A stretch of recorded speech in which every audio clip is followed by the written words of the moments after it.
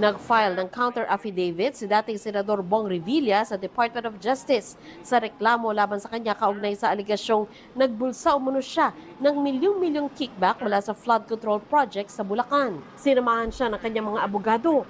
Ang reklamo kay Revilla ay kaugnay sa proyekto sa Bulacan na kinasangkutan din ng Sims Construction. Tumangging magsalita sa media si Revilla. Pero ayon sa tagapagsalita ni Revilla, nagsumite rin ito ng ebidensya para pabulaanan ang akusasyon laban sa kanya. Nagsumite si Mr. Revilla ng mga ebidensya na magpapatunay na lahat ng nilalaman ng mga aligasyon, akusasyon at reklamo laban sa kanya ay pawang kasinungalingan at kasinungalingan lamang. Umaasa si Mr. Revilla na magiging patas ang Department of Justice at titignan niya ang ebidensya at hindi na paaabutin ang reklamong ito sa korte. Pagkaalis ni Revilla, dumating naman si former DPWH Undersecretary Roberto Bernardo, isa sa tinatawag na whistleblower ng DOJ.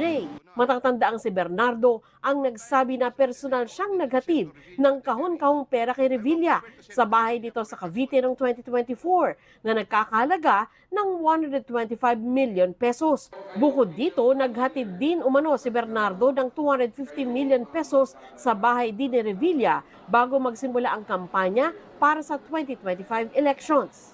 Hindi nagpaunlak ng panayam si Bernardo. Dati nang itinanggi ni Revilla ang mga bintang ni Bernardo.